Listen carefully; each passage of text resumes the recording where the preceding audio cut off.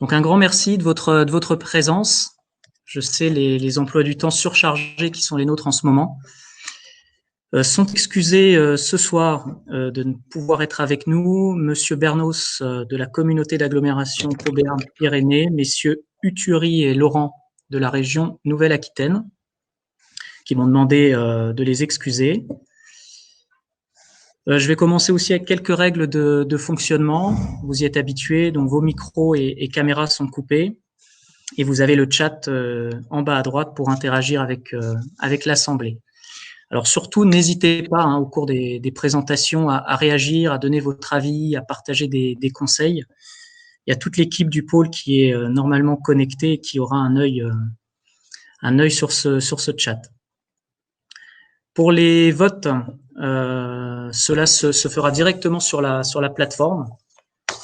Un petit rappel, seules les structures adhérentes à jour de leur cotisation peuvent voter et il n'y a bien sûr qu'un seul vote par structure. On m'indique que le quorum est atteint, donc nous allons pouvoir dérouler notre assemblée générale. Donc voici le programme. Il va apparaître à l'écran. Voilà. Donc à 17h10, dans maintenant 7 minutes, nous aurons l'honneur d'avoir Monsieur Bayrou avec nous pour introduire notre assemblée générale. Puis ensuite, nous attaquerons le déroulé habituel. Et à la fin, nous donnerons la parole à nos nouveaux adhérents et à des porteurs de projets que nous avons soutenus cette année. Voilà, ce qui devrait nous amener jusqu'à 19h, doucement mais sûrement. Jean-Loup, je te passe la parole. On a encore 5 minutes avant d'accueillir Monsieur Bayrou. Si tu veux dire un mot, peut-être d'introduction. Eh bien, bonjour, bien sûr. Alors, normalement, c'est Monsieur Bayrou qui va faire une introduction et on va le remercier vivement. Et puis, bon, s'il a un peu de retard parce que son agenda est comme il est, eh bien, on déroulera un peu notre réunion, puis on s'interrompra pour lui laisser la place quand il sera disponible. Alors, bien évidemment, comme moi, l'année 2020 restera pour vous l'année des 10 ans du pôle. C'est ce qui restera dans une dizaine d'années quand on se souviendra de ce beau millésime.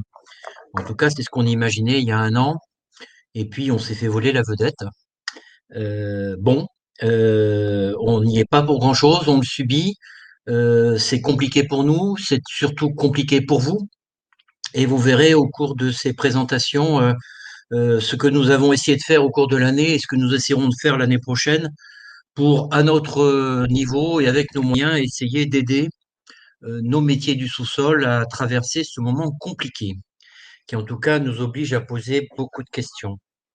Alors, 10 ans, c'est pas rien quand même pour le pôle, c'est une belle aventure et je crois aujourd'hui que le pôle a atteint une forme de maturité, à la fois dans sa lisibilité, dans ses ressources disponibles, dans les structures qu'il a proposées et je pense qu'il vous a rencontré chaque fois que possible, en essayant de vous proposer quelque chose qui correspondait à vos attentes.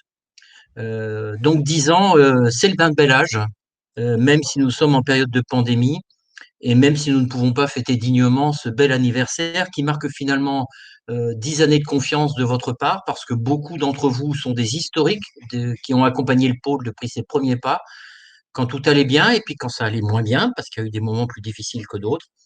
Et donc, quelque part, cet AG est pour moi l'occasion de vous remercier tous, tous, tous de votre fidélité à nos côtés. Et j'y reviendrai à l'occasion en cours de réunion parce qu'il faut aussi savoir savourer les résultats qu'on a obtenus, ce qui nous prépare à un bel avenir. Alors, avant que M. Bayrou n'intervienne, je souhaiterais simplement dire que vous verrez que on a essayé de faire des choses et on va les présenter en deux grands thèmes.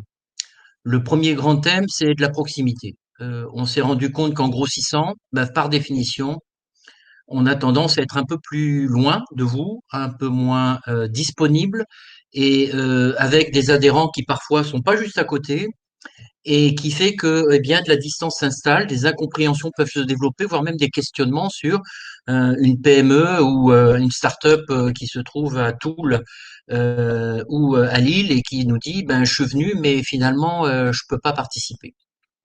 Donc on s'est dit, il faut c'est à nous de bouger, c'est pas à nos clients et quand je dis clients, à nos adhérents, c'est pas à nos adhérents, mais oui, j'ai une stratégie client. Je pense que nous sommes à votre service. Donc, comment on fait pour aller vers nos adhérents et pas attendre qu'ils viennent à nous? Et vous verrez donc qu'on a essayé de décliner ça d'une manière. Et quand Thibaut vous parle depuis des bureaux, une antenne que nous avons ouvert à Paris, bien c'est exactement ça. Hein. C'est pas pour remettre en cause les fondamentaux aquitains du pôle. C'est pour être là où une partie de nos adhérents sont et pour être plus facilement à leur contact direct.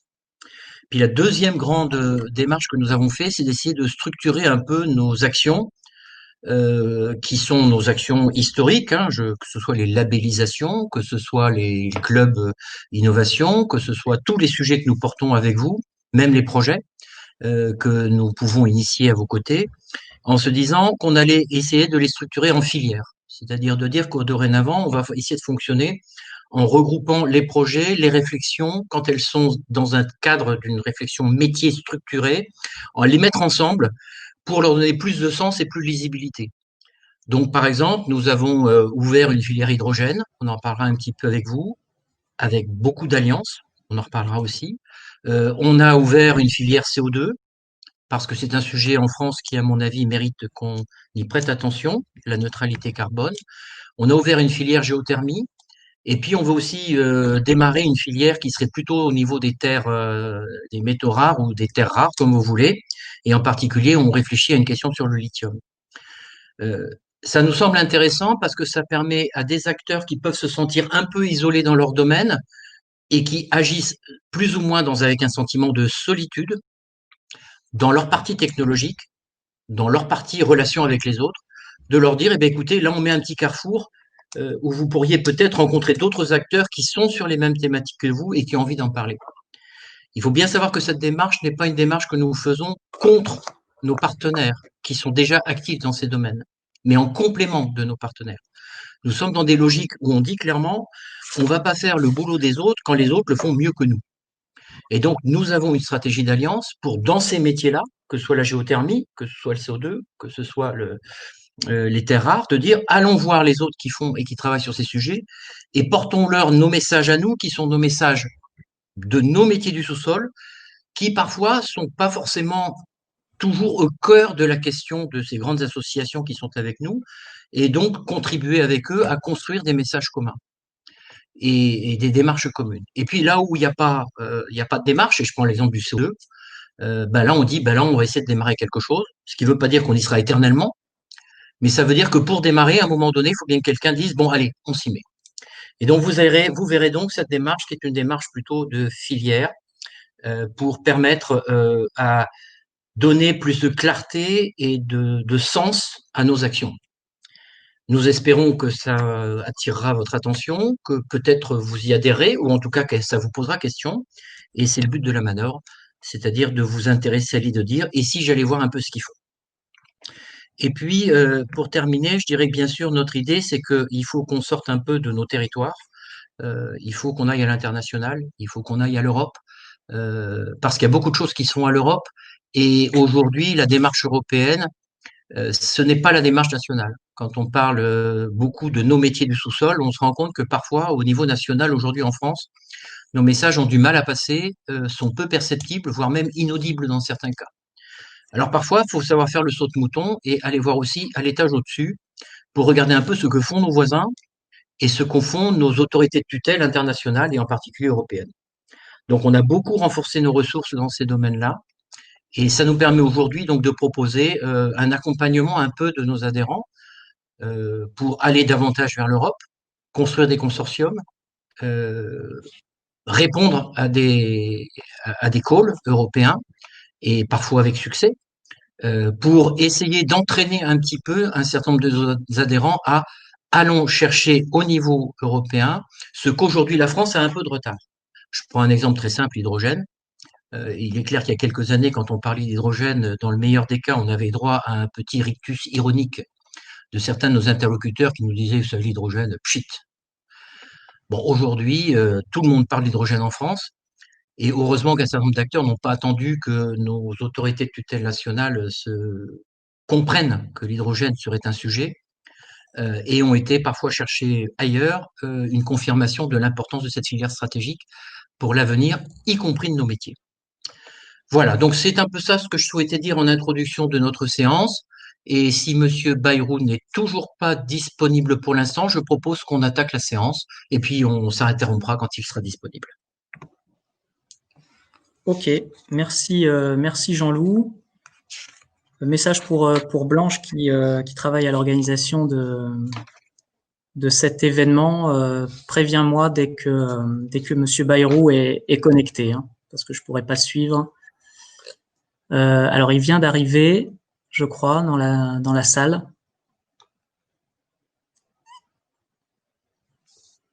Alors je crois, pour le moment la caméra n'est pas activée, mais je le vois. On peut peut-être approuver le procès-verbal si on a le temps avant qu'il soit disponible. Ok, ça marche. Allez, on commence.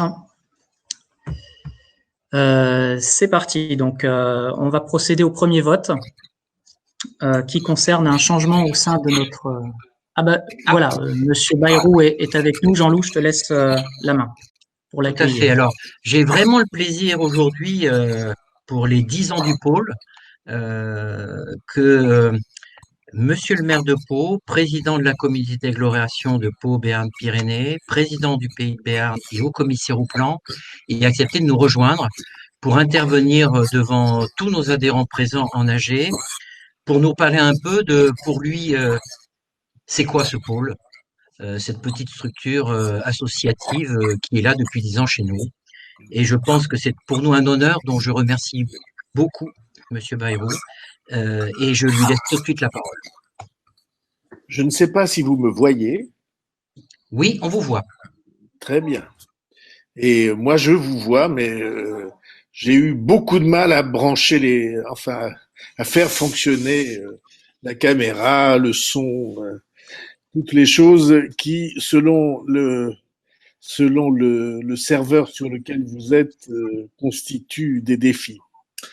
Bon, je suis très heureux de pouvoir passer un moment avec vous.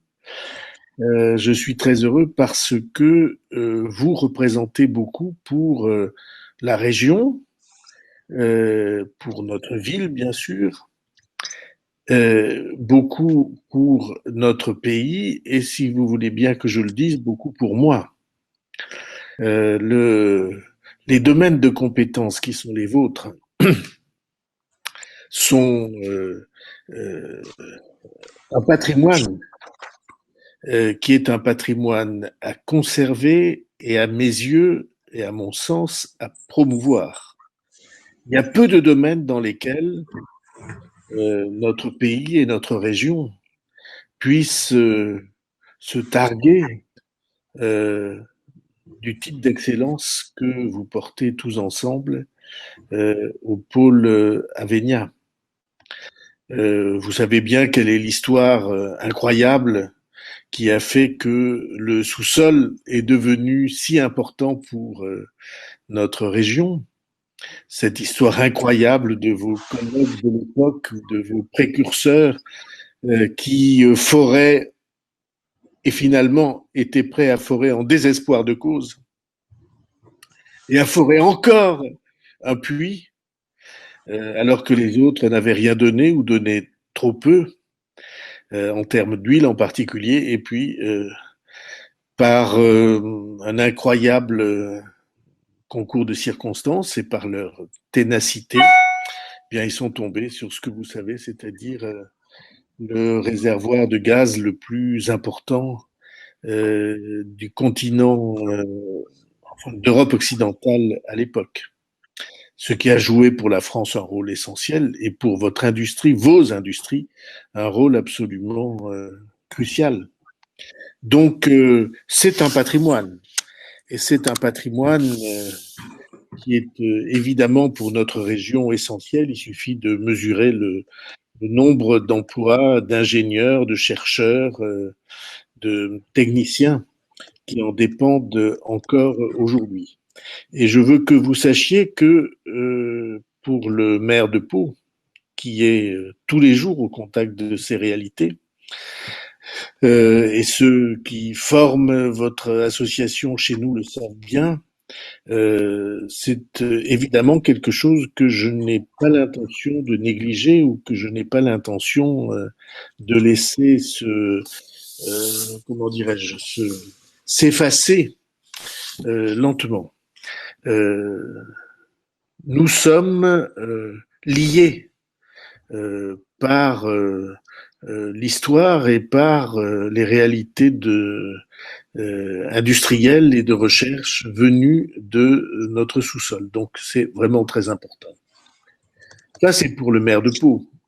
Mais je n'oublie pas non plus que j'ai des responsabilités nationales dans le domaine de la construction ou de la défense des compétences et des capacités, notamment industrielles françaises, des compétences en matière de recherche, des capacités en matière de recherche et industrielle. Et naturellement que je dois en même temps porter une réflexion au titre du commissariat au plan sur l'énergie et sur l'avenir de l'énergie. Et moi, je n'ai pas du tout l'intention de passer par pertes et profits l'accumulation de sciences et de compétences que vous portez. Moi, je ne considère pas du tout que vous apparteniez à un chapitre du passé de notre recherche et de notre industrie, comme un certain nombre de gens aimeraient à le faire croire. La connaissance du sous-sol, elle est absolument essentielle, la capacité de découverte, la capacité de prise en charge, elle est essentielle, y compris pour l'avenir de notre vie en commun, et y compris aussi parce que de très grands progrès, notamment en maîtrise de du meilleur traitement, de la décarbonation des travaux que vous faites, sont entre vos mains. Et on le disait tout à l'heure, vous parliez hydrogène. Comme vous savez, nous avons eu l'audace qui a entraîné en effet quelquefois des réactions comme celles que vous évoquiez. L'audace de créer à Pau le premier transport en commun, en site propre à hydrogène du monde. Et on est assez fiers de l'avoir fait. Et ça a ouvert la voie à d'autres réflexions parce que nous sommes visités très régulièrement par de très grandes cités des deux côtes américaines ou des pays scandinaves ou d'Asie parce que on a sous les yeux la preuve que ce qui apparaissait à certains comme des rêveries, eh bien c'est tout à fait pratique, c'est tout à fait jouable. Et si l'on réfléchit à ce qu'est le coefficient habituel de baisse du prix des innovations, alors on s'aperçoit que probablement ça sera compétitif beaucoup plus vite qu'on ne le croyait. Et quand je vois de très grandes entreprises annoncer des trains à hydrogène, alors je vois sous nos yeux se présenter ou se réaliser une révolution qui peut profondément changer les choses dans le domaine de la conservation du stockage de l'énergie électrique, ce que jusqu'à maintenant on sait très difficilement faire. Et donc pour nous c'est évidemment très important, mais il y a aussi tout le travail qui doit être fait en matière de recherche de carburants moins carbonés ou en tout cas pouvant intégrer des aspects de carburants végétaux avec des démarches qui sont bio les plus importantes possibles. Et on travaille sur ce sujet, on essaie de convaincre les ministères que la démarche que nous portons tous ensemble dans notre région et dans votre association est une démarche essentielle. De même que nous réfléchissons avec vous au stockage du CO2 dans les réservoirs naturels que nous avons dans notre sous-sol. Et c'est un domaine de réflexion qui est évidemment très important, au moins dans la période des 30 ou 40 années qui viennent, qui peut permettre de relayer des efforts en attendant que nous ayons mis au point des process qui seront plus efficaces en termes de neutralité carbone, comme nous en avons besoin. Vous voyez, c'est quelque chose, c'est pour moi souvent un motif de réflexion. Voilà que l'histoire nous a offert quelque chose dont il y a 100 ans, on n'imaginait même pas que ça pouvait exister. Et d'une certaine manière, c'est beaucoup de chance. Alors, vous portez cet héritage-là et vous le projetez vers l'avenir dans un domaine, l'énergie, les émissions de gaz à effet de serre, dans un domaine dont on voit bien qu'il est précieux pour l'humanité. Voilà. Alors, moi, je veux dire simplement que, comme le savent les animateurs du pôle Avenia, je suis à vos côtés, je suis avec vous, je suis là pour vous aider et pour vous soutenir. Vous pouvez faire appel à moi autant que vous le souhaiterez. Je ne dis pas que j'ai des baguettes magiques, mais j'ai peut-être 2 ou 3 clés qui me permettront de vous aider à ouvrir des portes.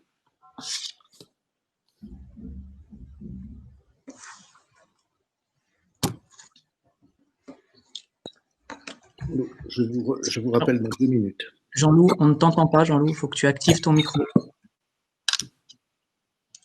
Écoutez, permettez-moi, monsieur le maire de Pau, et donc au commissaire aussi, puisque c'est à ces 2 casquettes que vous êtes adressés à nous, de vous remercier pour être venu partager un instant avec nous, et donc nous passer quelques messages qui, à mon avis, auront un écho particulièrement intéressant chez beaucoup des interlocuteurs présents aujourd'hui autour de nous, et que nous relayerons aussi auprès de nos adhérents, nos 200 adhérents, qui, par particulier tous ceux qui ne sont pas donc membres, ne participent pas à l'AG.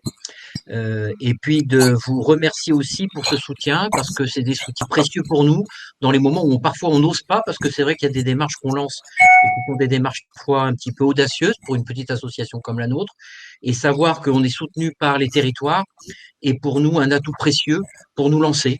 Et en particulier sur le CO2, je pense qu'on peut remercier beaucoup vos équipes, et en particulier Valérie qui nous a lancé sur un dossier sur lequel on s'est dit à un moment donné, mais on va pas aller sur un truc comme ça quand même.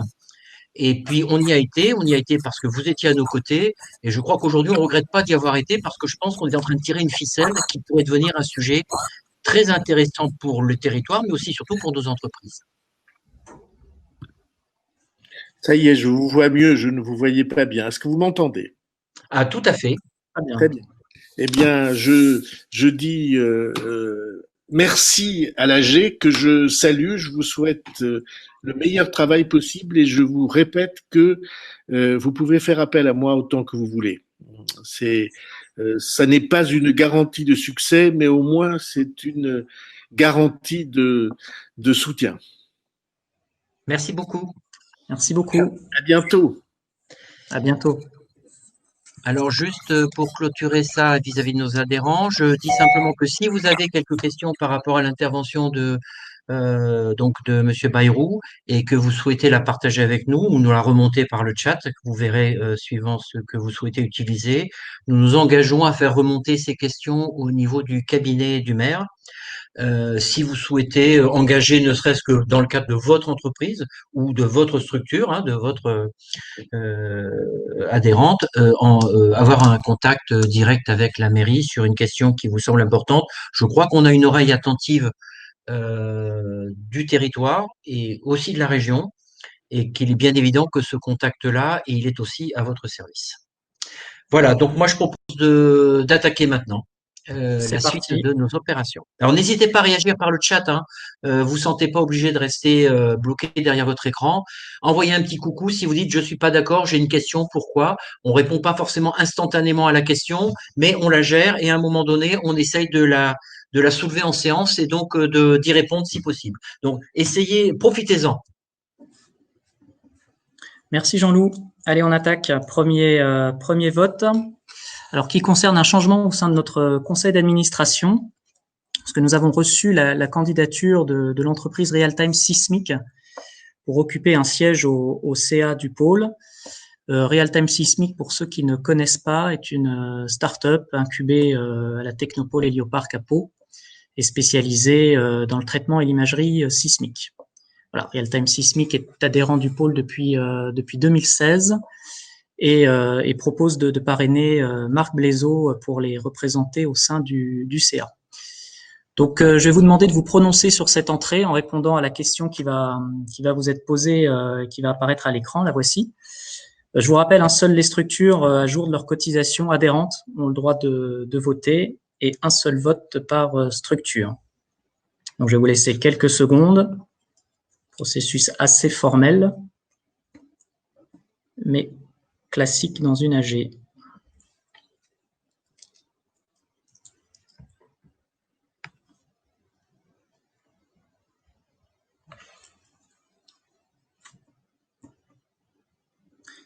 J'attends de voir le résultat. Le oui l'emporte. Merci beaucoup. Le vote suivant concerne l'approbation du PV de l'Assemblée générale du mois de mai dernier, dont vous avez eu connaissance, je pense, dans l'email de convocation qui vous a été envoyé. La question va aussi apparaître à l'écran sur l'approbation de ce PV. Je vous remercie d'y répondre. Il faudra qu'on intègre une petite musique de fond pour ces questions, pour patienter.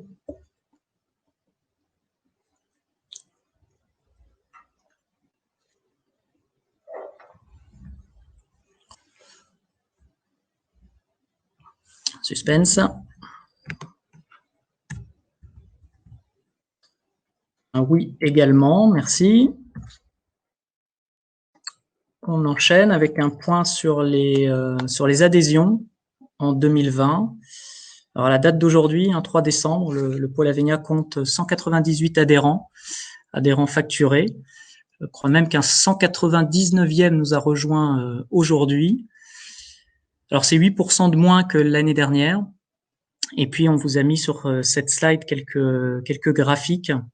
Vous avez la répartition en termes de typologie. Donc vous voyez que nous avons principalement des TPE et des PME qui représentent en tout 63%. Puis les organismes d'enseignement et de recherche, 18%, les structures fédératives, 12%. Et si on additionne ETI et grands groupes, on a 7% de nos adhérents qui sont dans cette catégorie. À gauche, vous avez la répartition géographique, donc qui montre notre fort ancrage dans le sud-ouest, en même temps qu'elle démontre aussi l'intérêt de notre bureau parisien, puisqu'on a à peu près 25% de nos adhérents en région parisienne.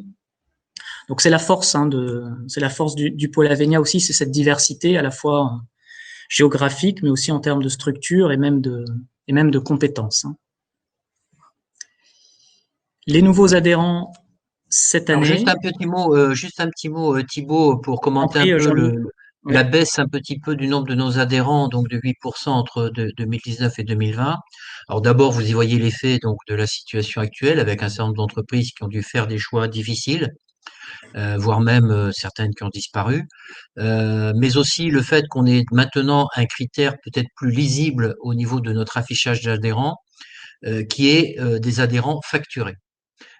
Critère qu'on n'avait pas d'une manière aussi claire les années précédentes, où un adhérent qui allait être facturé l'année prochaine pouvait apparaître dans la liste des adhérents identifiés.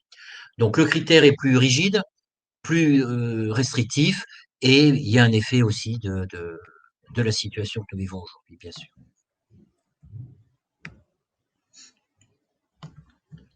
Ok, on passe aux nouveaux adhérents cette année.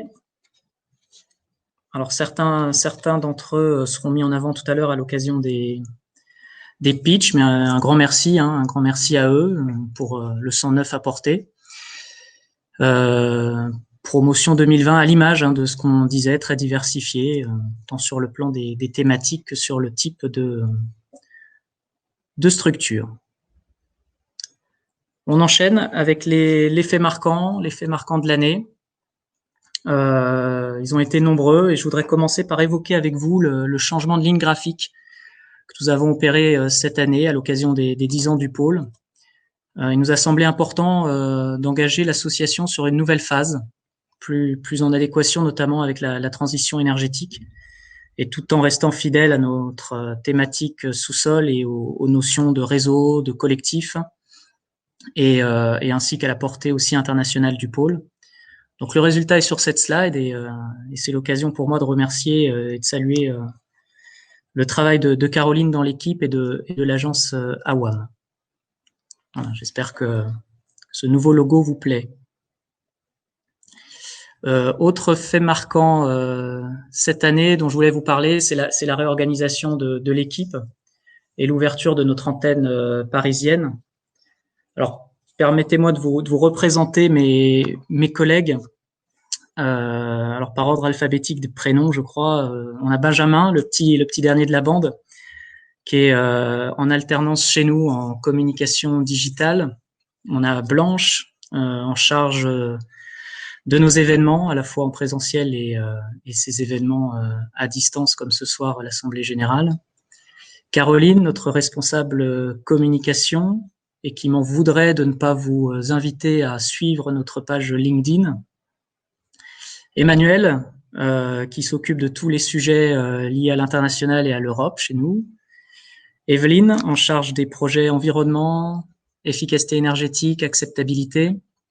Jérôme, son alter ego sur les marchés mini-carrières, hydrogéologie, géotechnique. Nicolas, leur alter ego sur les thèmes oil and gas, stockage géologique, géothermie et aussi hydrogène. Pascal, qui gère tout l'administratif du pôle. Et moi-même, qui me partage entre Pau et Paris. Je n'oublie pas aussi 2 stagiaires qui ont bien travaillé avec nous cet été, Iman et Ulysse. Je salue aussi deux collaborations fortes que nous avons, notamment avec Arthur sur le business développement du pôle et aussi sur le volet transformation digitale, et Emeline qui travaille avec nous sur le contrôle de gestion et nous aide dans nos dossiers de financement. Bien sûr, toute cette équipe s'appuie sur les conseils et les orientations du bureau qui se réunit une fois par mois et que je remercie également. Donc voilà, une équipe aussi très diversifiée, à votre écoute, à votre service et surtout très connectée, en lien avec l'ensemble de nos parties prenantes. J'enchaîne sur les actions 2020. C'est pas la partie la plus courte. Vous dire que ces actions ont été guidées par l'objectif vraiment de vous aider à notre niveau, avec les ressources que nous avons. Sur les aspects innovation et business, en prenant le collectif, mais aussi de contribuer à la structuration, à la promotion de nos filières sous-sol dans la transition énergétique, tant en France qu'en Europe ou à l'international.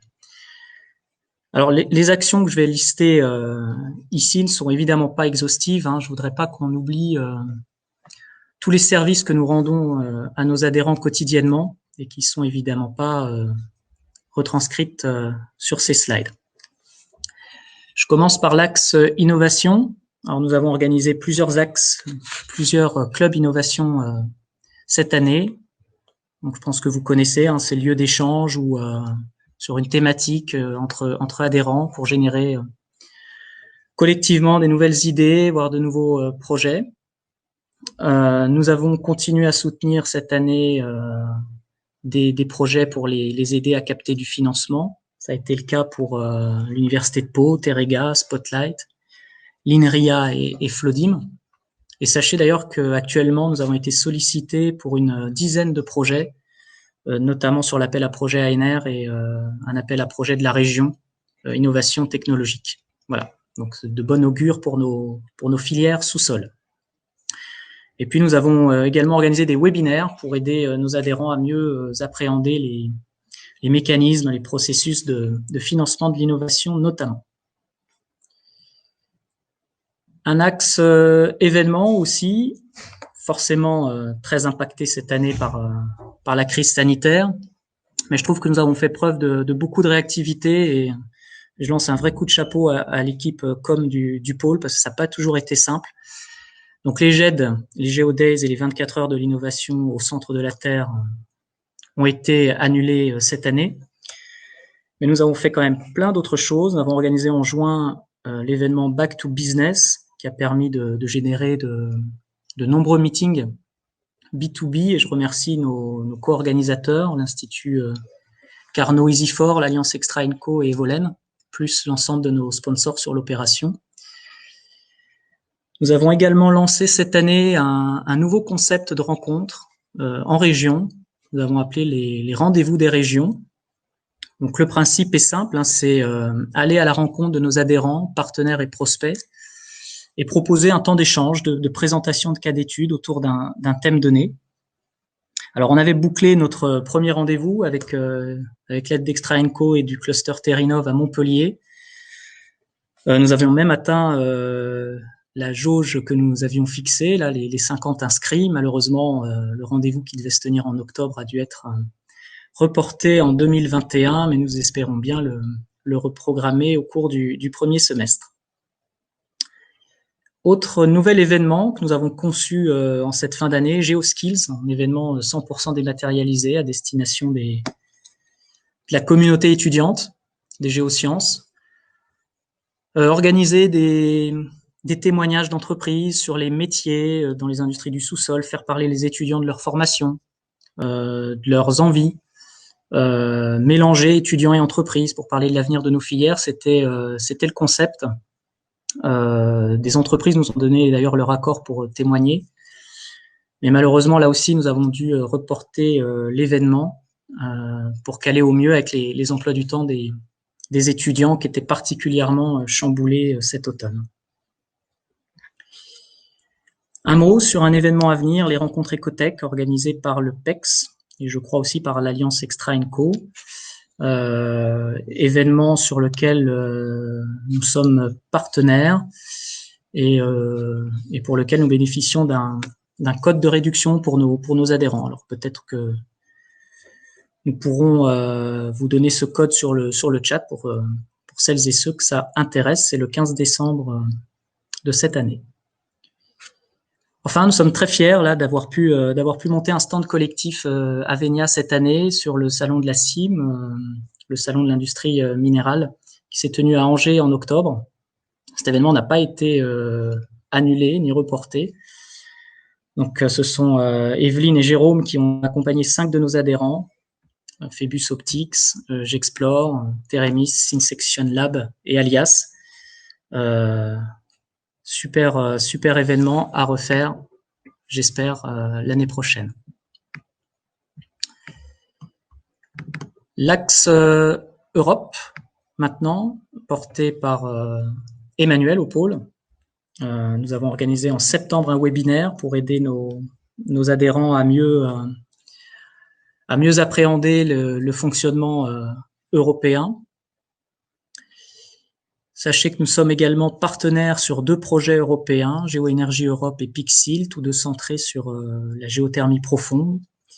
Géoénergie Europe vise à créer une sorte de méga cluster européen pour aider les PME des clusters partenaires dans leur démarche d'internationalisation. Et 3 pays ont été ciblés, le Kenya, le Canada et le Chili. Et Pixil, quant à lui, est un projet transpyrénéen qui vise à développer de nouveaux outils de caractérisation du sous-sol, d'imagerie. Voilà. Alors, sur le projet Géoénergie Europe, il est à noter que la phase 2 a été acceptée. Alors, sur la phase 1, c'était le pôle Avenia qui en était à la coordination. Sur la phase 2, c'est le cluster irlandais Geoscience Ireland qui est le coordinateur jusqu'en août 2022, si je ne dis pas de bêtises. Voilà. Alors, sachez que sur ce projet-là, tous les adhérents du pôle sont membres associés en tant qu'adhérents du pôle, et que si vous êtes une PME travaillant dans le domaine de la géothermie, vous avez la possibilité d'obtenir du cofinancement sur vos actions à l'export si elles rentrent dans le cadre du projet. Donc, c'est intéressant. Et sur Pixil, notons que 2 de nos adhérents sont partenaires du projet, Real-Time Seismic et l'INRIA, et que nous avons 3 adhérents, membres associés sur ce projet, Spotlight, Arverne et TLS Géothermie. Voilà, le pôle s'est aussi positionné cette année sur 2 projets européens portés par 2 de nos adhérents. Alors l'un a été refusé et l'autre est en cours d'évaluation. Mais voilà, on est particulièrement recherché sur ce type de projet justement en tant que cluster parce qu'on fait le lien avec tout un écosystème derrière nous. L'Europe, c'est aussi l'Europe, c'est aussi un important travail de lobby. Hein, c'est pas Emmanuel qui me contredira. Elle qui a commencé à constituer tout un réseau autour de Bruxelles avec la région, avec l'agglomération de Pau, avec d'autres clusters. Et c'est dans ce cadre-là aussi que nous avons adhéré cette année à l'Alliance européenne des matières premières, ERMA, dont l'un des objectifs est de négocier des partenariats stratégiques avec des grands pays producteurs de métaux stratégiques comme le Canada ou certains pays d'Afrique. Voilà. Donc tout ça pour vous dire que ces contacts-là sont très très utiles et nous aident à vous pousser nos adhérents sur ces projets européens, voilà, et à activer les bons leviers.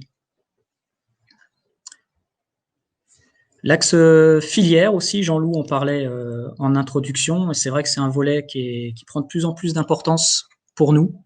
Ce travail de structuration et d'animation, de promotion de nos filières sous-sol en lien avec nos associations partenaires.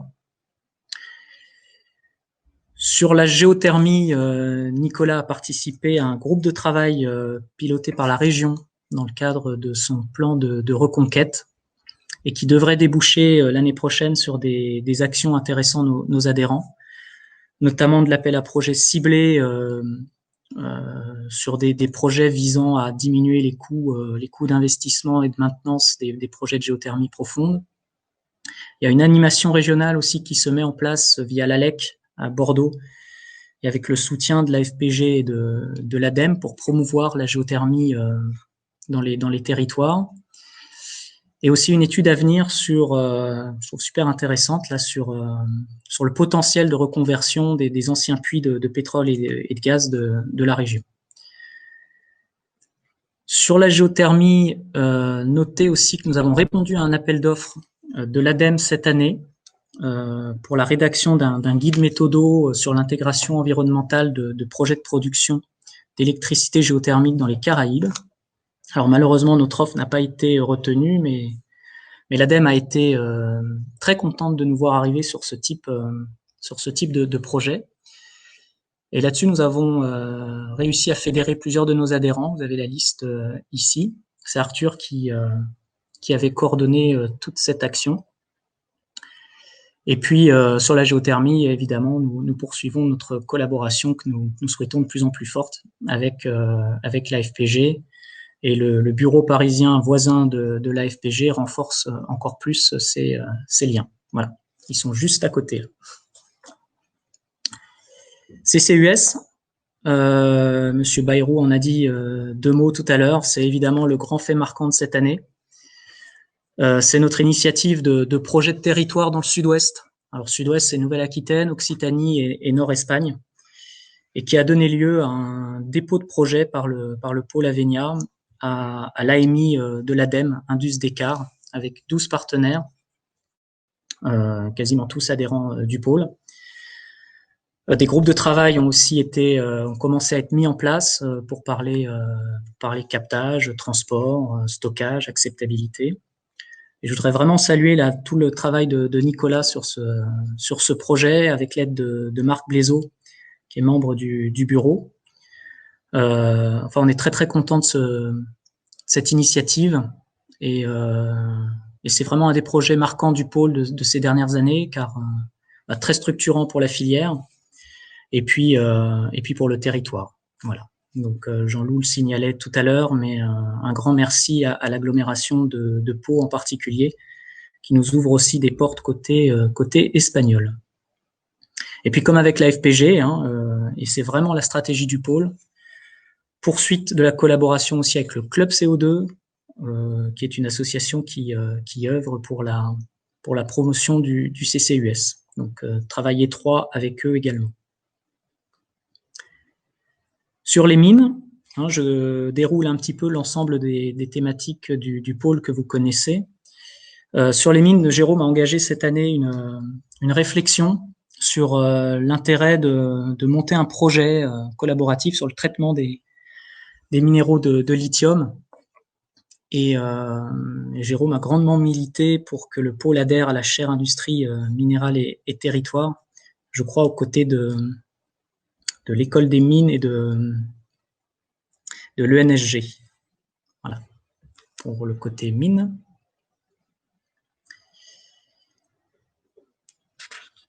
Ensuite, alors j'ai pas la slide suivante.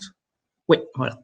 Un mot sur le projet GFIS, dont vous avez dû déjà entendre parler, mais peut-être pas les nouveaux adhérents. Donc le projet GFIS se poursuit, le pôle en est partenaire, c'est Evelyne qui suit ce projet chez nous. Et ce projet vise à mettre en place de nouvelles pratiques, de nouveaux outils autour de l'acceptabilité, de l'appropriation sociétale de nos projets sous-sol. Donc c'est un projet aussi très très structurant et transverse à toutes nos thématiques, et qui se poursuit et qui avance bien. Alors je parlais tout à l'heure du lien avec la FPG sur la géothermie ou avec le club CO2 sur le CCUS. Nous renforçons aussi cette année notre lien avec la SGF, donc via ce bureau à Paris, mais aussi et surtout grâce à l'accord que nous sommes en train de signer avec la SGF pour que le pôle participe au comité éditorial de la revue Géologue. Donc bénéfice pour vous, pour adhérents, des dossiers thématiques plus en lien avec vos activités et puis surtout des possibilités de publication d'articles. Donc ça, c'est pour une mise en place l'année prochaine, j'y reviendrai tout à l'heure.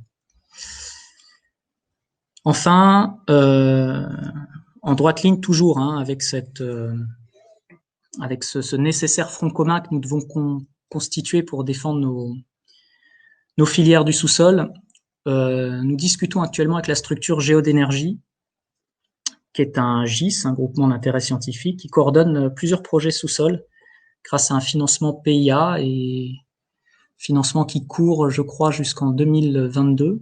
Et nous discutons avec eux de la création, de l'intégration au sein d'Invenia d'un conseil scientifique chargé de réfléchir aux grands enjeux techno et industriels de nos filières, sur des TRL assez élevés, puis de les implémenter en projet. Donc là aussi, une démarche très très structurante pour le pôle et ses filières.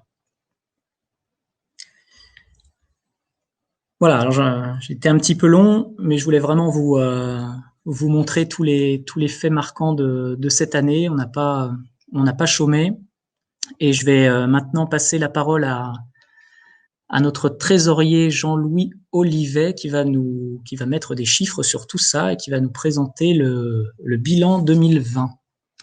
Alors, ce serait bien de voir juste s'il y a des réactions, des questions peut-être avant de passer au président de clôture. Non, il n'y a pas de commentaires ou de questionnements divers et variés sur ce qu'on vous a présenté. Alors, il y a eu pas mal de questions, je vois. L'équipe répond. Et puis, de toute manière, il y a un temps d'échange à la fin de cette présentation avec des questions-réponses. Donc, on pourra aussi y revenir. Voilà, mais c'est bien, ça réagit. Est-ce que Jean-Louis, tu nous entends? Je vois que ton micro est activé. Oui, bonjour tout le monde, je vous entends très bien. Est-ce que vous m'entendez aussi? C'est parfait de mon côté. Bon, mais j'enchaîne. Allons-y. Alors, mets le tableau. Donc, je vous présente ici la prévision de clôture 2020. Donc, ce tableau, sur 4 colonnes, vous avez en gris le réalisé 2019, en bleu ce qu'était le budget initial 2020, qui avait été approuvé par l'AG de décembre en 2019. En jaune, la prévision de clôture qui vous a été présentée lors de l'AG du 26 mai. Et c'est en vert la dernière colonne qui nous intéresse ici, la prévision de clôture que l'on fait aujourd'hui et qui a été validée par le CA pour vous être présentée. Sur la droite, vous avez quelques commentaires qui donnent des explications par rapport à ce qui a été présenté au mois de mai. Les écarts sont ceux qui ont été présentés par rapport au mois de mai. Les chiffres sont encore provisoires et les chiffres définitifs, évidemment, seront présentés à l'AG du mois de mai l'année prochaine. Donc les dépenses, en net, elles se montent. Alors on s'intéresse à la ligne en rose, le net sans compter les mises à disposition. Donc 1 21 200 euros. Je ne sais pas si vous voyez quand je présente le pointeur. Non? Peu importe. Non. Donc 1 21 200 euros pour l'ensemble des activités du pôle, 940 000 euros de dépenses pour l'activité pôle lui-même et 81 000 euros pour l'activité ABC. Donc c'est en baisse de 26% par rapport au budget et de 35% par rapport à l'année de 2019 et de 20% de 146 000 euros par rapport à ce qui a été présenté à la dernière AG. Donc les frais de personnel sont en réduction à 589 100 euros. Donc il y a un effort général de gestion qui a été fait, les fins de stage et de CDD compte tenu de la crise, le non-remplacement de Marie Fieux qui était en charge de l'animation et du contrôle de gestion, qui a été remplacé partiellement par la prestation de contrôle de gestion conduite par Emeline dont a parlé Thibault. Et enfin, l'allègement de la prestation commerciale sur le volet ABC qui s'est quasiment terminé en juillet. Les dépenses de fonctionnement, la ligne en dessous, 147 500 euros, sont réduites du fait de la baisse d'activité, donc très peu de déplacements liés à la crise et inclut la prestation de contrôle de gestion qui n'était pas prévue dans le budget. Là où ça a beaucoup bougé, bon, ce sont sur les prestations achetées, 72 700 euros, en forte baisse, c'est très inférieur au budget et à l'année dernière, comme ça vous a été développé par Jean-Loup et Thibault, principalement lié à la crise sanitaire. Deuxième gros impact également, les projets collaboratifs, donc 14 000 euros uniquement de dépenses cette année. Au mois de mai, on avait un espoir de gagner le projet Caraïbes, donc ce qui vous a été présenté au mois de mai était un peu supérieur. Les autres projets, la ligne autres projets, 178 200 euros, c'est l'ajustement des projets GEFIS et Géoénergie Europe qui ont été actualisés. Les amortissements sont du même niveau. Et enfin, les mises à disposition de personnel seront ajustées en réel à la fin de l'année. Donc les recettes totalisent 985 100 euros, 910 800 euros pour l'activité pôle et 81 000 pour l'activité ABC. La ligne subvention 387 660 euros est en léger retrait par rapport au budget. Ça, c'est l'effet d'arbitrage de la région et du transfert du budget que gérait la DGE à la région et c'est conforme à la dernière présentation. Les subventions de fonctionnement concernent le projet Sirena, 25 000 euros, donc il n'en a pas parlé. Le pôle a candidaté donc à la deuxième phase du projet Sirena, fin 2019, qui a été attribué en 2020 pour une attribution globale de 90 000 € sur 2 ans et on avait tablé sur le double en budget initial, c'est pour ça qu'on est légèrement inférieur. 15 000 €, on retrouve la subvention ADEME de suivi du projet GEFIS. Les cotisations se sont montées à 257 800 €, en retrait par rapport à l'année dernière suite à la perte d'adhérents qui a été vue, en retrait par rapport à notre prévision précédente, mais légèrement supérieure à l'année dernière, compte tenu d'une évolution de la taille des entreprises. Les prestations vendues, 44 900 €. Bon, ben, comme les événements, les activités n'ont pas eu lieu, ben, il y a eu beaucoup moins de prestations vendues. 106 000 par rapport à la dernière présentation et 200 000 par rapport au budget de l'année passée. Enfin, les études et projets, 228 800. Donc là, c'est les recettes du projet GEFIS et du projet Géo-Énergie Europe et quelques recettes de prestations sur ABC. Donc le solde, avec un total de recettes directes de 985 100 € pour 1 021 200 de dépenses. Le solde opérationnel que vous voyez sur la dernière ligne est à moins 36 100 €, avec un taux de financement, la dernière ligne, on reprendrait une provision qui avait été faite l'année dernière sur un risque de litige, ce qui ferait un solde d'exploitation de moins 30 000 €.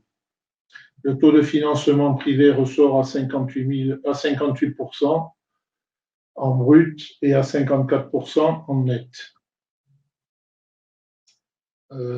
Voilà pour les chiffres. Donc à retenir, pour 2020, il en est fortement impacté par la crise, avec un volume d'activité réduit de 40% par rapport au budget et de 48% par rapport à l'année dernière, principalement du fait de la perte de revenus d'activité, de prestations et de projets qui ont été très réduits. Le pôle a essuyé un déficit de trésorerie au tout début de l'année, donc a souscrit un PGE et également demandé des allègements, échelonnements du paiement des taxes. Donc le résultat négatif de moins 30 000 € serait absorbé par une partie des fonds associatifs qui se montent à 185 000 € aujourd'hui et donc il passerait à 155 000 €. Comme l'ont dit Jean-Loup et Thibault, ben, ce bilan est basé sur un maintien de la confiance et du soutien des financeurs, avec un pôle qui est fortement resté impliqué pour servir ses adhérents et ses filières. Merci de votre attention. C'est un peu rébarbatif, mais statutaire. Si vous avez des questions ou commentaires, n'hésitez pas. Merci, merci Jean-Louis. On poursuit la présentation avec le plan d'action 2021. Voilà, ça y est, on se projette. Je vais être plus bref que pour les faits marquants de l'année 2020, mais ne croyez pas que nous en ferons moins, bien au contraire. Mais tout ça pour dire que le plan d'action 2021 est vraiment dans la parfaite continuité de ce qu'on a fait en 2020. Donc nous allons bien évidemment poursuivre et renforcer notre accompagnement de nos adhérents sur leurs projets d'innovation. Alors, continuer à organiser des clubs innovation avec de nouvelles thématiques à venir autour de la data, l'intelligence artificielle, un nouveau club aussi sur l'efficacité énergétique.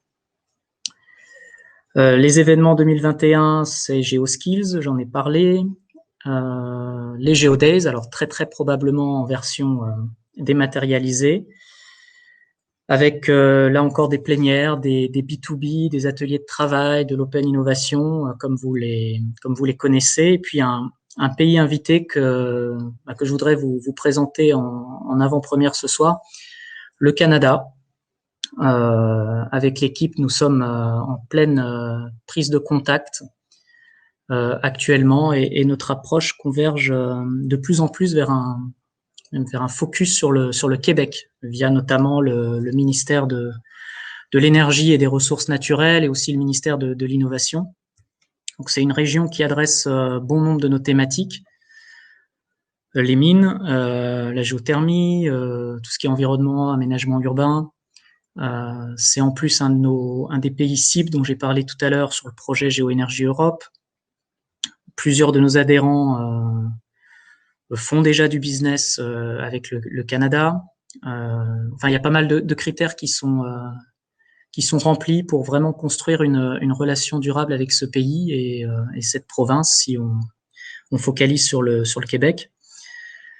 Je dis relation durable parce que ça va même au-delà des GED. On souhaite vraiment construire une relation longue durée et les contacts ont commencé à être pris, comme je le disais. Et voilà, je saisis l'occasion de cet AG aussi pour faire un appel à vos contributions, à vos contacts qui seraient utiles au pôle dans l'organisation de ce partenariat pays en 2021. On aura l'occasion d'y revenir dans les semaines qui viennent, c'est certain. Les 24 heures, oui, d'ici novembre 2021, nous serons tous vaccinés et nous pourrons reprendre l'organisation de nos 24 heures que nous souhaitons organiser à Nancy l'année prochaine, comme c'était prévu en partenariat avec l'ENSG. J'ai vu, je crois, Judith Sauce qui est présente et qui confirmera. Les rendez-vous des régions démarreront aussi concrètement l'année prochaine et nous espérons une fois encore pouvoir organiser un stand collectif à Vénia. L'Europe, toujours au cœur de nos priorités. Continuerons à organiser des webinaires d'information. Les projets Géoénergie Europe Pixil vont se poursuivre. Et puis sur les filières, nous allons continuer à défendre à notre niveau et puis en lien avec les autres associations ces filières, en particulier autour de ces projets lithium et Picasso, la CCUS dont j'ai déjà parlé, mais aussi sur l'hydrogène, parce que notre communauté sous-sol a des messages forts à faire passer aussi dans ce domaine. Je pense à l'hydrogène natif et au stockage géologique. Et puis sur la géothermie, avec la mise en place et l'application des actions demandées par la région. Voilà. Soyez vraiment convaincus d'une chose, c'est notre motivation à toute l'équipe et au bureau pour vraiment continuer à œuvrer à votre service et au service de nos filières. Le calendrier en images, voilà, qui reprend ce que je vous ai présenté. Pas de quoi s'ennuyer, effectivement. On enchaîne, il me reste 10 minutes avant les questions-réponses, c'est peut-être jouable, malgré le retard pris au début.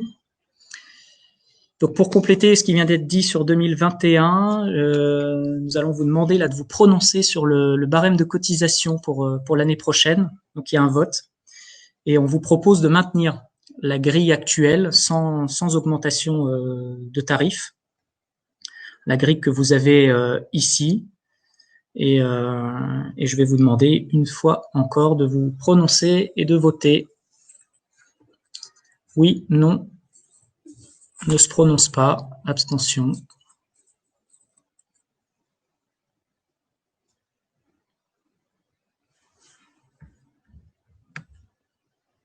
Et Jean-Louis peut déjà revenir parmi les animateurs, puisque ça va être à lui juste après. Ça fait gagner un petit peu de temps. Merci pour votre vote. Le oui l'emporte. C'est noté. Et nous continuons avec le budget 2021 cette fois-ci. Et nous faisons appel à nouveau à notre trésorier, Jean-Louis. On continue. Je vous ai préparé, mis en forme en regardant un petit peu les tableaux 2019, parce que là, il va falloir que vous approuviez le budget initial 2021, donc présenté par le CA, établi dans un environnement où l'hypothèse est que la crise sanitaire se résolve progressivement, sans période de confinement dur, et avec les hypothèses d'activité que vient de développer Thibault. On retrouve trois colonnes sur ce tableau. Le budget initial qu'on avait prévu en 2020.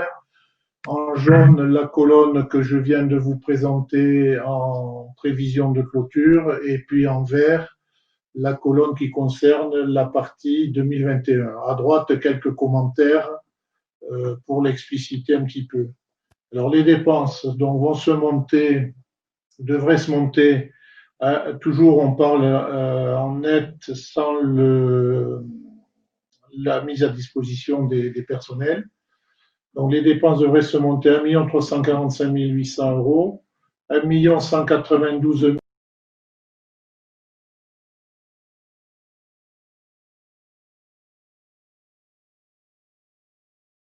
000 en budget 2020. Donc, comme vous aviez approuvé le budget 2020, je pense que vous n'aurez pas de problème avec celui-ci. Et on est en léger retrait par rapport à 2019, pour ceux qui l'ont gardé en mémoire, de 15%, notamment dû à la fin des projets collaboratifs qui s'étaient terminés en 2019. Donc, les frais de personnel sont estimés à 574 700 €, donc en supposant les mêmes ressources, la réduction de l'animation a baissé, et elle est légèrement inférieure à l'initiale parce qu'on a payé en 2020 des soldes de compte. Donc, 2 personnes avaient quitté le pôle et c'est ça qui avait un petit peu gonflé de 2020. Les frais de fonctionnement sont en hausse de 27 000 € à 213 600 pour tenir compte des honoraires de contrôle de gestion et surtout une relance de l'activité prévue et pas mal de déplacements dans les efforts d'accompagnement à l'export et à l'Europe. Les prestations externes sont évaluées à 307 000 €. Donc ça, c'est les prestations, les dépenses pour organiser les prestations du programme tel que l'a présenté Thibault. Donc les GED, les B2B, les rendez-vous de région, les clubs, les 24 heures et tout ce qu'il a cité. 52 000 de dépenses sur les projets collaboratifs, dont l'hypothèse est faite d'avoir l'animation d'un groupe de travail sur le projet Picasso et puis des prestations conduites par l'action Avena Business Club ABC. Autres dépenses de projet se montent à 178 200 €. On retrouve GFIS, Géoénergie Europe 2 et Pixil. Les amortissements sont du même niveau.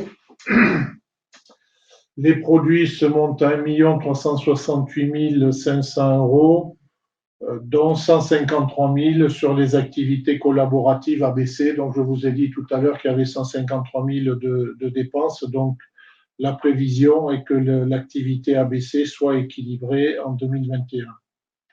Le volet subvention à 382 700 €. Donc, c'est le même montant que sur lequel on table cette année.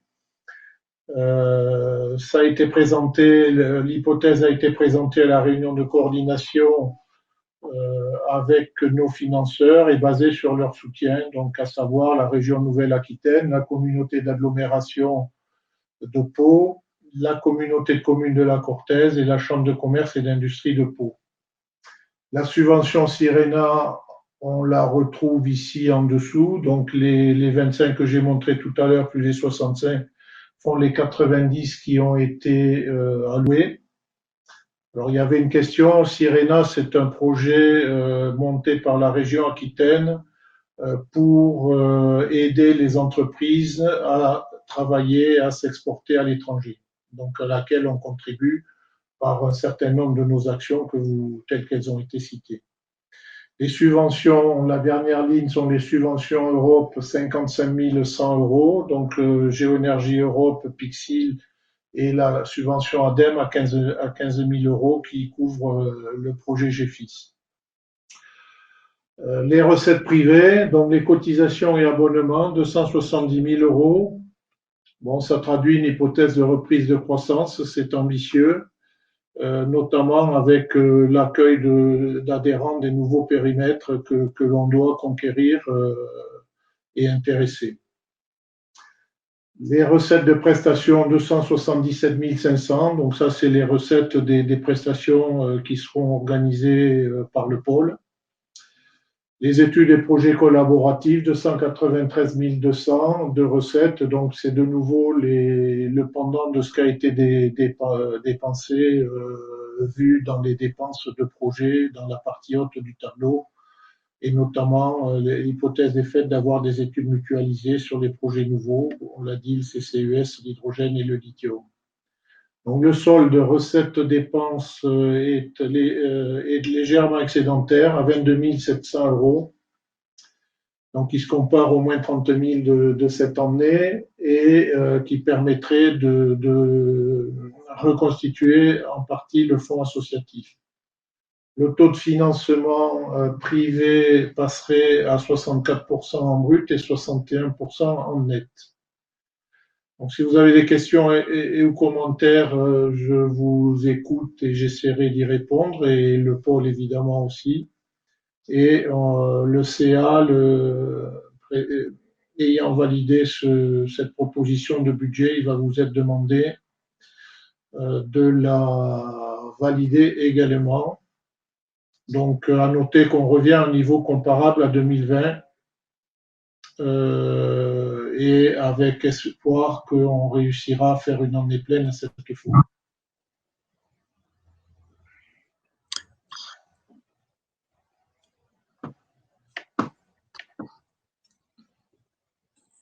Le vote aussi. Oui. Vote en cours. Bon, il n'y a pas de questions. Je vous m'effacerai s'il n'y en a pas.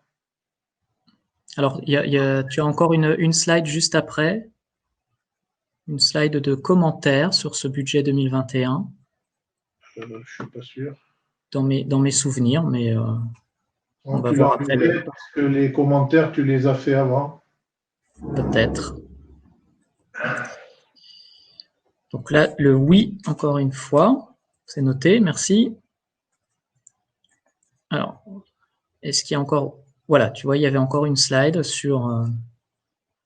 Ah oui, mais comme tu avais mis pareil les cotisations, on va faire les commentaires, c'est les mêmes. Donc un budget volontariste, je l'ai dit. Le maintien de la même structure, je l'ai dit. La prévision de résultats positifs à 23 000 euros. La relance des prestations, le retour des aides et la concrétisation de projets fortement attendus. Oui, ça a été dit. Donc, merci de votre attention. Un grand merci, Jean-Louis. Dans mon programme, il était prévu une fin de présentation pour 18h15 et il est 18h14. Alors là, je n'en reviens pas, mais tant mieux. Donc, nous sommes dans les temps. Et Jean-Loup, ton micro est activé, donc nous pouvons prendre des questions. Alors, il y a eu pas mal de questions, mais qui ont auxquelles mes collègues ont répondu. Donc, c'est très bien. Je vois pas d'autres questions. Alors, s'il y a des questions un peu générales, peut-être qu'on peut les remonter pour partager je vais les avec tout le relayer. monde.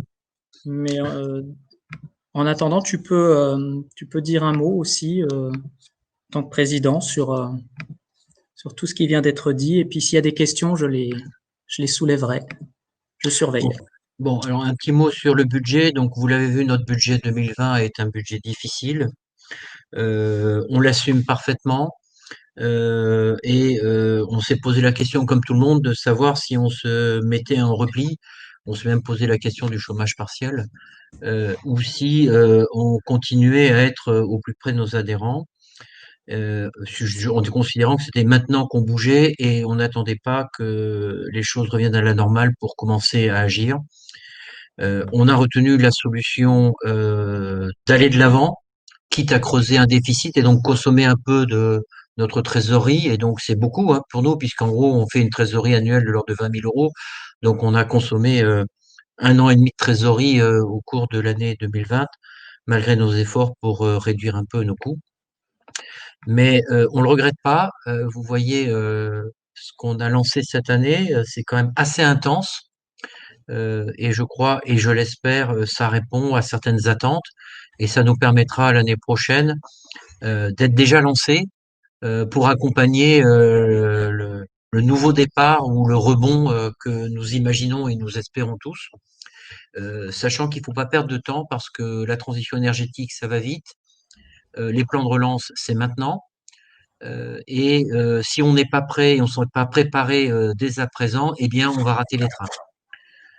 Et cette volonté de ne pas rater les trains et donc de se structurer et de s'organiser sans attendre, quitte à creuser notre déficit, eh bien, on l'assume pleinement. Bien sûr, on peut pas faire ça tous les ans, mais cette année, je pense que c'était utile. Et puis, on remercie aussi les territoires parce qu'on a présenté à nos financeurs cette stratégie en leur disant qu'on allait avoir un virage difficile à la fin de l'année 2020. Et on a partagé avec eux ce choix en leur demandant s'ils le soutenaient. Et leur réponse a été claire. Tous les territoires ont une réponse claire. C'est oui. Allez-y. C'est maintenant que les adhérents et vos métiers du sous-sol ont besoin qu'on bouge. Donc, n'attendez pas, quitte à creuser vos déficits. Donc ça, c'est un choix qu'on a pris. Et je pense qu'avec un peu de recul, ou du moins je l'espère, ce que nous avons pu initier cette année et donc les promesses que ceci peut générer pour l'année prochaine en termes d'efficacité, eh bien, j'espère que tout cela sera au rendez-vous. Mais ça aussi, c'est un choix important pour nous. Vous voyez, au début, je vous parlais proximité. Vous l'avez vu, notion de proximité. Ben là, la notion d'être à vos côtés, vous l'avez vu en filigrane un peu partout. Et si je peux enfin compléter aussi autour de la notion de proximité, vous le voyez, le fait de faire des rendez-vous en région, c'est-à-dire que maintenant, on commence à dire que le pôle Avenia, il va au-devant des régions, il quitte un petit peu sa zone de confort, parce que c'est peut-être plus simple hein, de dire les gens n'ont qu'à venir à nous, on est tellement bons que les gens vont venir à nous, et ben non, on se dit ben non, maintenant on va aller chez eux, et on va se challenger un petit peu en venant à côté d'eux et chez eux pour parler avec eux de leurs questions y compris dans nos nouveaux métiers. Donc, vous voyez, Montpellier, maintenant c'est sur étagère. Donc, j'espère bien qu'on ira l'année prochaine. Vous avez vu qu'on veut aller dans le Grand Est pour faire un deuxième rendez-vous de région. Vous avez vu les clubs innovation où on veut attirer plus de monde. Vous avez vu notre bureau à Paris. Et tout ça, c'est de la proximité auprès des gens que généralement on ne peut pas capter facilement parce qu'on n'est pas dans leur zone géographique à leur proximité. Voilà. Donc ça, c'est un choix. Là aussi, ça nous coûtera quelques sous et un peu de temps, mais je pense que c'est nécessaire d'aller au devant et donc cette notion de proximité. Vous voyez, toutes ces actions-là, ben voilà, déjà c'est inscrit dans toute notre histoire de nos 10 ans. Faut être clair, on n'a pas inventé ça l'année dernière, mais je dirais qu'on a pu se reposer des questions et le concrétiser.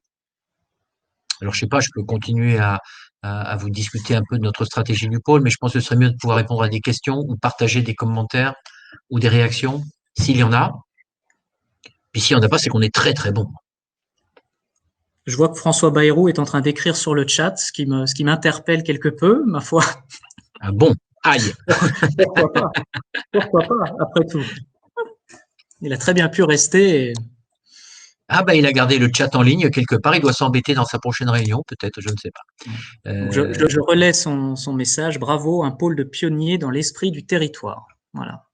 Bon. Je vous retransmets. C'est Valérie Demangel, directrice Europe internationale à l'agglomération de Pau, qui écrit sous le nom François Bayrou, qui a dû rester dans la salle. D'accord. Et qui nous salue. Voilà. Eh bien, merci Valérie. Bah, très bien, Jean-Loup. Écoute, je vois pas d'autres questions. Et puis le timing est ce qu'il est. On a des choses à voir encore jusqu'à 19h. Donc Ah oui, on a des petites surprises aussi, donc il faut y aller. Ouais, Alors allons-y. Et puis si vous avez des questions qui reviennent, n'hésitez pas. Oui, on garde tout sur le chat. Le temps des pitchs est arrivé. Donc pitch des nouveaux adhérents. Je voudrais les remercier de s'être pliés à l'exercice difficile qu'on leur a imposé, 1 minute max, par structure. Donc, vous allez voir une série de vidéos. Je pense qu'on pourra vous transmettre l'ensemble de ces vidéos, peut-être via un lien. Je ne sais pas comment ça peut se passer, mais comme ça, vous aurez toutes les coordonnées aussi de tout le monde. Voilà, Blanche, je te laisse lancer la vidéo et bienvenue au pôle Avenia, à ces nouveaux adhérents. C'est parti.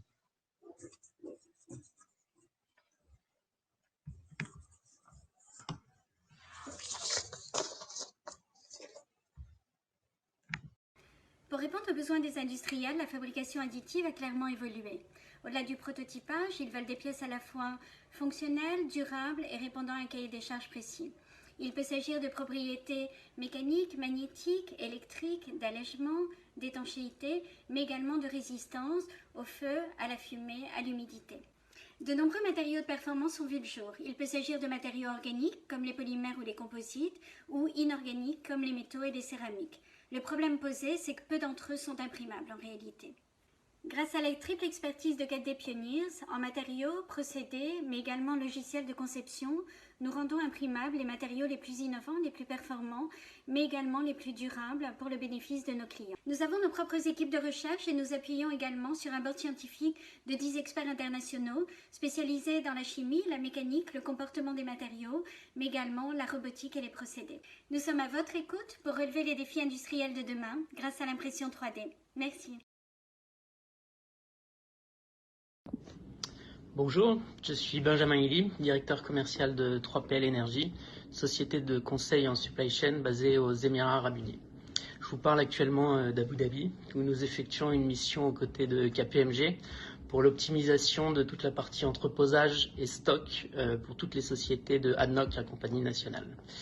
En effet, l'industrie de l'énergie fait face à de grandes transformations, obligeant les sociétés de ce secteur à se réinventer. Avec en moyenne plus de 20 ans d'expérience en logistique sur les plus grands projets de développement pétrolier, nos experts vous accompagnent sur le chemin de l'innovation et de la digitalisation de votre supply chain. Notre offre de service s'étend de la revue logistique clé en main à l'externalisation complète des activités logistiques pour le compte de nos clients. Notre solution digitale ALP pour Advanced Logistic Platform permet la gestion de l'ensemble de la chaîne logistique pendant toute la durée de vie de votre projet. 3PL Énergie est là pour vous assister sur vos projets logistiques nécessitant innovation et rationalisation des coûts. N'hésitez pas à nous contacter pour de plus amples informations.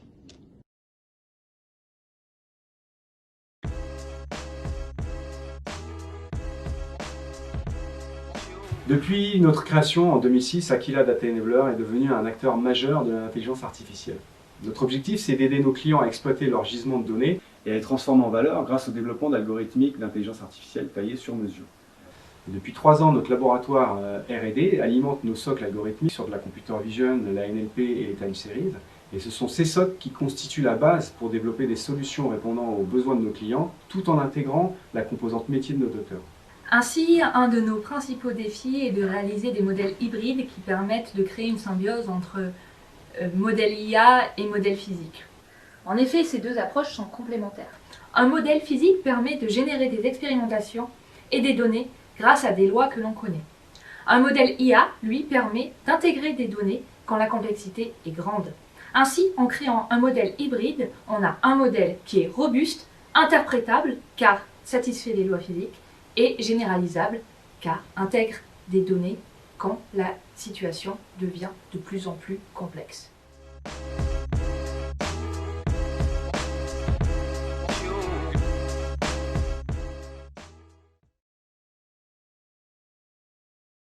Bonjour, je suis Jean-Philippe Adam, Global Portfolio Manager à Elis, et je vais vous présenter notre solution pour l'interprétation sismique Paleoscan.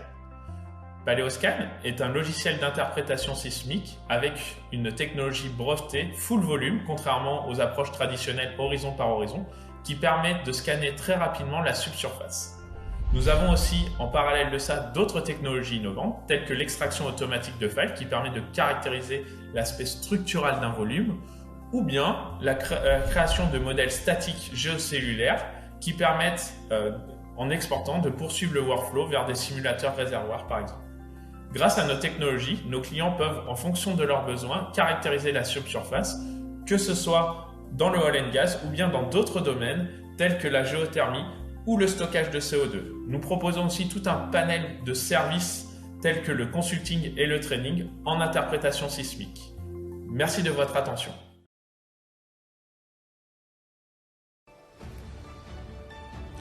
Bonjour, je suis conseillère en recrutement, agent indépendante au Mercato de l'emploi. J'ai choisi d'accompagner les TPE et PME sur la zone Pau-Bassin de Lac. Je m'intéresse en priorité au projet de l'entreprise et du candidat avant de parler de poste.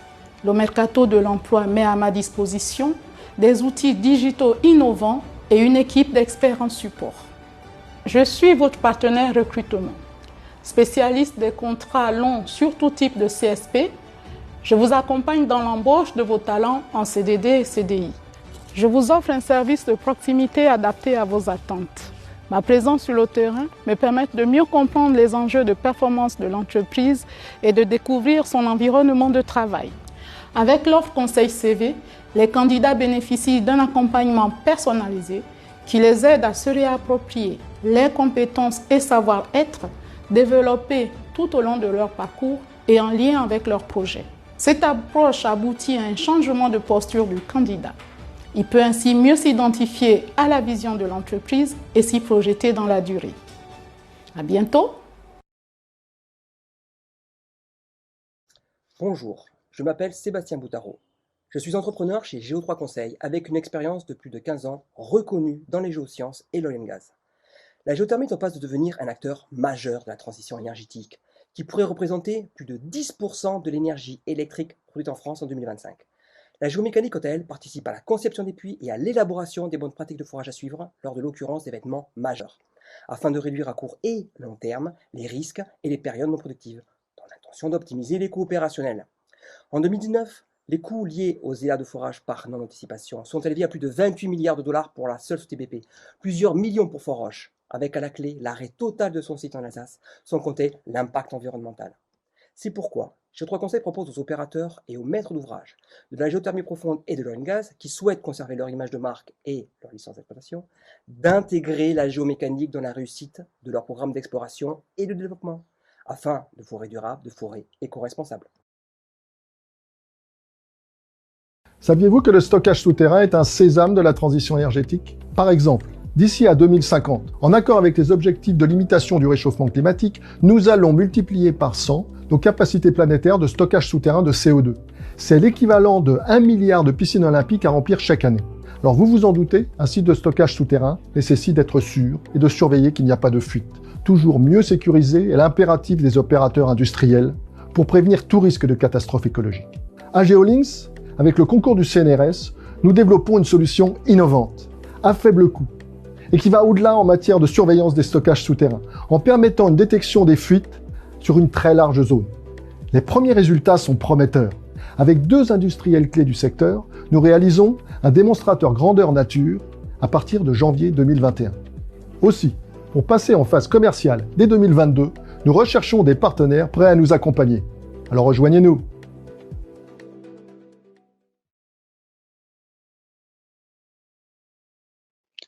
Bonjour, Jean-Paul Roux, je suis PDG de GeoVariance. GeoVariance est un éditeur de logiciels indépendant, leader sur le marché des logiciels et des applications géostatistiques.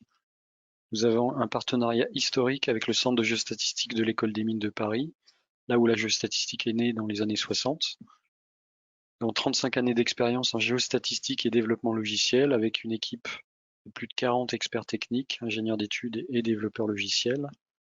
Notre activité est fortement internationale avec 80% de notre chiffre d'affaires réalisé à l'export et des clients dans plus de 50 pays. Nous sommes présents en France à Fontainebleau, mais également au Brésil, au Chili et en Australie. Notre mission, innover et proposer une offre globale à nos clients afin de rendre la géostatistique accessible et leur permettre d'intégrer la géostatistique dans leur processus métier et de prise de décision. Notre marché principal est le secteur mine. Nous réalisons plus de 60% de notre chiffre d'affaires sur le secteur minier. Mais nous proposons également nos logiciels et nos services dans beaucoup d'autres marchés, beaucoup d'autres secteurs. Le pétrole, le démantèlement nucléaire, les sites contaminés, le secteur de la géotechnique et de l'hydrogéologie, et bien d'autres. Nous avons plus de 500 clients, des industriels, des bureaux d'études, des organismes publics, ministères et centres de recherche. Je vous remercie.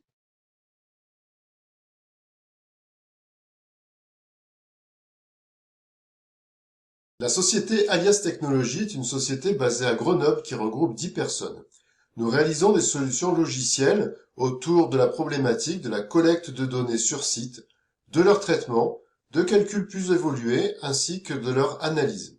Nos clients sont aussi bien des grands groupes que des PME. Alors, quelle expertise Alias pour vos besoins? Notre offre va s'articuler autour des 3 axes ci-dessous. Exploitation des données de surface, exploitation des données de sous-sol ou celle de process et équipements.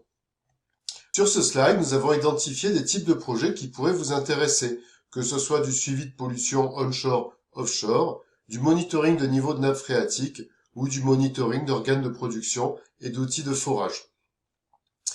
Si vous avez des besoins, n'hésitez pas à contacter directement nos chargés d'affaires, notre responsable commercial, Cédric, et notre responsable de BU Géosciences, Frédéric.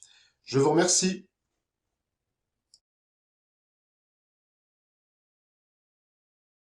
Bonjour. Chez EnviSensing, nous développons un système innovant de mesure par fibre optique. Cette technologie utilise la lumière rétropropagée dans les fibres pour caractériser les propriétés du milieu environnant sur de longues distances. EnviSensing développe une approche originale qui consiste à réaliser des analyses polarimétriques pour mesurer les variations de pression dans l'environnement. Les solutions qu'on propose vont permettre de répondre à plusieurs défis industriels, en particulier dans l'extraction d'hydrocarbures. En réalisant des mesures de pression en temps réel, les opérateurs vont pouvoir contrôler efficacement l'écoulement de gaz et de pétrole le long des puits, ce qui permettra d'améliorer la sécurité du processus d'extraction et d'en augmenter la rentabilité.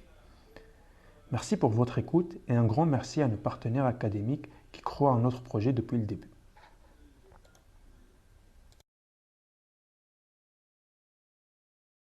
Bonjour, je me présente, Luc Aumonté, directeur technique de Kieta. Kieta est une société qui a développé un nouveau système d'acquisition sismique marine. L'innovation repose sur l'utilisation de navires autonomes qui permettent à chaque câble d'être contrôlé de manière individuelle. Les câbles sont équipés de capteurs 4 composantes avec 3 géophones et 1 hydrophone. Nous avons également développé un système de contrôle-commande et de supervision intelligent afin que l'équipe opérationnelle puisse effectuer le contrôle qualité des données en temps réel et s'assurer du bon déroulement des opérations. Nous avons acquis des données dans une zone très chahutée d'un point de vue géologique, en mer Rouge. Nous pouvons ici comparer les qualités des données acquises avec le système FreeCable et des données acquises avec un système OBN. On voit que notre technologie est capable de délivrer une bien meilleure image avec une résolution très fine et aucune discontinuité dans les images.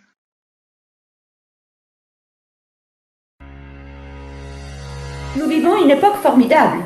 La technologie imprègne nos vies. Les relations socio-économiques sont de plus en plus intriquées. Les attentes des clients et les aspirations des employés moins prévisibles.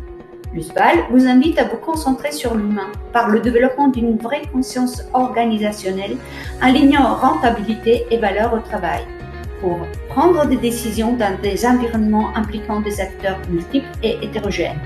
Mettre en avant votre engagement social et environnemental. Mobilisez vos ressources par une culture de leadership co-responsable, inclusive et agile. Développez votre capital de compétences, gérez les transitions par des programmes de team building, coaching et co-coaching. Un exemple, l'évolution de besoins en compétences géoscientifiques pour la transition énergétique présentée à la conférence GET20 de l'AGE. Le projet, qui s'appelle ZEST, Zero Emission Skills for Transition, utilise une intelligence artificielle pour identifier les tendances significatives et les scénarios possibles. Contactez-moi pour recevoir le lien de la présentation de ZEST au GET20 ou pour d'autres informations sur nos offres.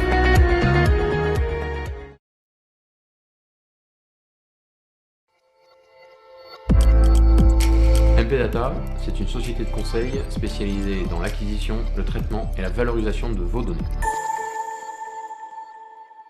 Nos valeurs, c'est d'abord la performance au service de nos clients, l'engagement et enfin la transparence.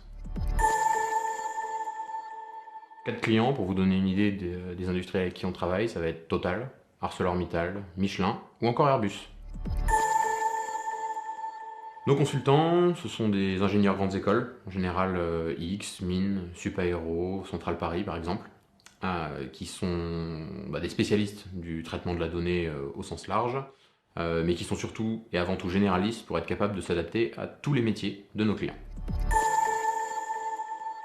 Un de nos points les plus différenciants, c'est notre capacité à amener ces talents partout en France, et plus particulièrement dans le sud-ouest, à Toulouse, où on a une agence, à Pau, à Biarritz, ou encore à Béziers, même si là on sort un petit peu du sud-ouest.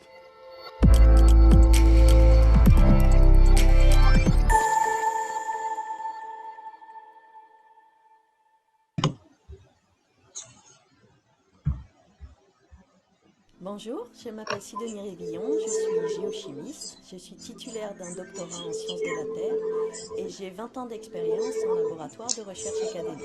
J'ai créé Cedisor en 2014, la société est implantée au Technopole de Brest, au plus proche des instituts de recherche bretons. Nous collaborons avec le pôle de spectrométrie Océan, c'est un outil de production de pointe en constant développement, conformément aux exigences analytiques de Cedisor et de ses clients. Nous collaborons aussi avec Sync Section Lab pour la préparation des échantillons géologiques. Si vous recherchez la plus haute précision pour vos analyses chimiques et isotopiques, la finesse et la pertinence de l'expertise pour la recommandation analytique et l'interprétation de vos données, nous réalisons pour vous des mesures de concentration sur tout type de matrice et des mesures de composition isotopique pour de nombreux systèmes. Qu'ils soient industriels ou académiques, en France ou à l'international, ils font déjà confiance à Cedisor. Donc comme eux, confiez vos analyses à de véritables experts.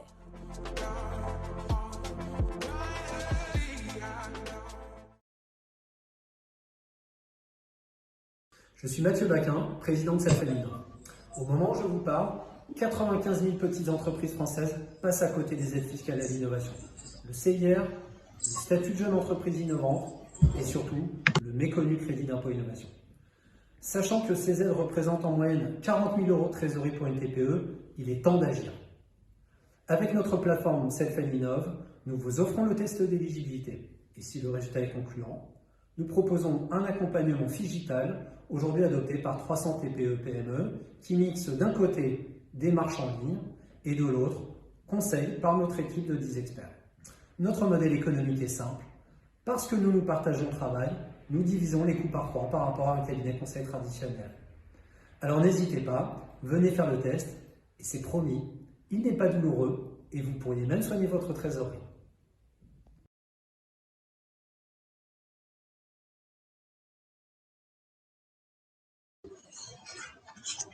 Et cette fois-ci, j'active mon micro. Désolé pour les petits échos que ça a engendré.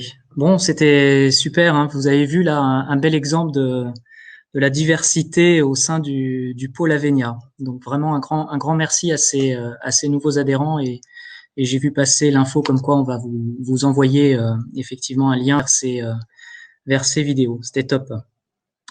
Donc espérons que beaucoup de projets soient générés à partir de ces nouveaux adhérents et soutenus, labellisés par le pôle, ce qui fait transition toute trouvée avec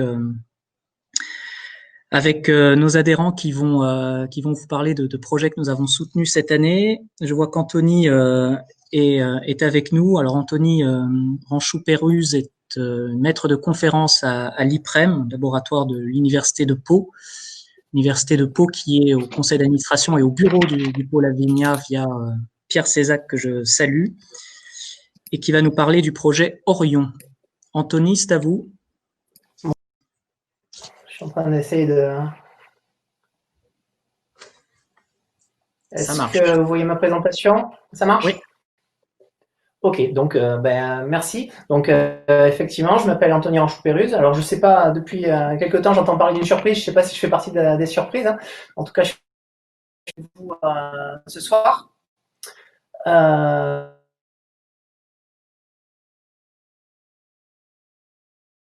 lag un peu.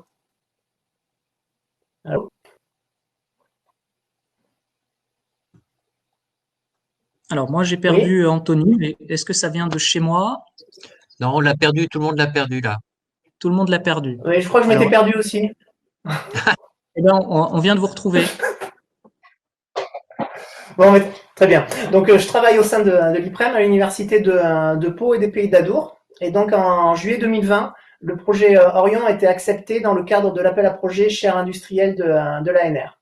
Donc, la chaire industrielle Orion, que j'ai le plaisir de porter, est cofinancée par Engie et est en partenariat avec l'IFPEN. Alors, lors de cet AG, j'ai entendu plusieurs allusions en lien avec l'hydrogène industriel, l'hydrogène natif, le stockage de gaz dans le sous-sol. Donc, c'est dans ces thématiques-là. Hein. Donc, le projet Orion est un projet de géosciences qui allie plusieurs disciplines autour de la microbiologie, et cela afin de mieux comprendre le comportement de l'hydrogène dans le sous-sol. En effet, avant d'être une ressource énergétique pour l'homme, il faut bien comprendre que l'hydrogène l'est également pour les micro-organismes depuis les débuts de la vie sur Terre. Et donc, de cet objectif fondamental en découlent deux objectifs appliqués qui sont la possibilité, d'une part, d'évaluer des méthodes d'exploration de sites de production naturelle de l'hydrogène, donc hydrogène issu de mécanismes géochimiques, mais également le stockage géologique de grands volumes d'hydrogène produits industriellement. Alors, quelques mois plus tôt, j'avais eu une discussion avec les responsables projets d'Avenia sur ces thématiques, et c'est donc tout naturellement que je me suis tourné vers eux pour leur demander d'évaluer le projet afin de labelliser avant son dépôt sur le site de l'ANR. Donc, je sais pas si ça change de diapo là.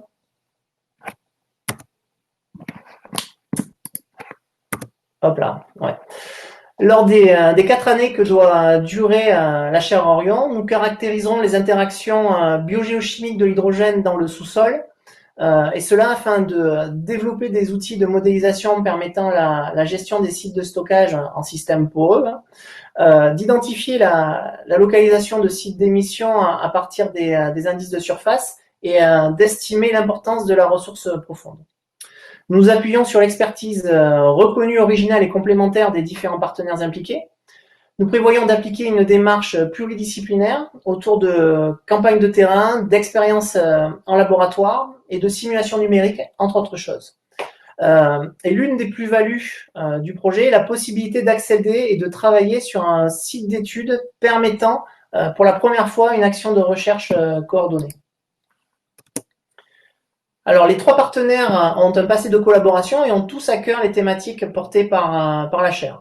Je conclurai sur cette diapositive en mentionnant que la chaire Orion s'inscrit dans un écosystème donc extrêmement propice pour des développements futurs, avec notamment le programme d'investissement d'avenir ICIT2S qui est porté par l'UPPA et qui est axé sur l'énergie et l'environnement, le pôle Avenia, ainsi que les 2 Carnot, EasyFor et ressources énergétiques.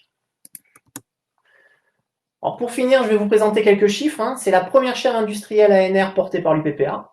Son budget est de 1,1 million d'euros apporté à part égale entre l'ANR et Engie. Le projet est monté sur 4 ans. C'est le premier grand projet entre l'IFPEN et l'UPPA. Il regroupe 22 chercheurs et enseignants-chercheurs entre les différents partenaires. Il y aura 3 doctorants et 3 post-doctorants qui vont être recrutés. La chaire dispose de l'appui scientifique donc, et logistique du groupe Engie et de 3 de ses filiales. Enfin, nous disposons d'un site d'études exceptionnel pour tester et mettre en pratique nos hypothèses de travail. Voilà, je vous remercie de votre attention.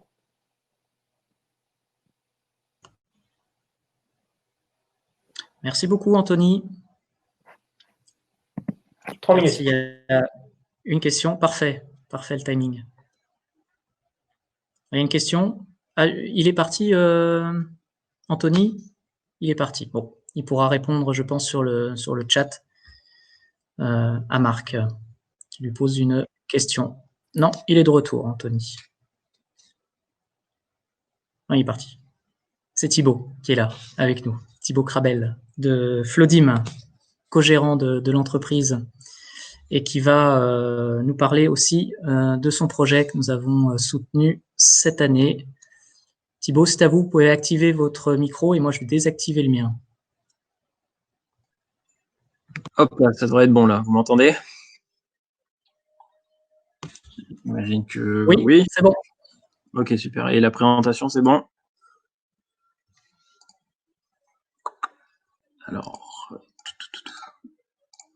Alors, voilà. Bonjour à tous, je m'appelle Thibaut Craveil et je vais vous faire une rapide présentation de notre société et d'un de nos projets soutenus par le Pôle Avénia. Alors, Flodim est une société de services dont le cœur de métier est la mesure de cavité souterraine.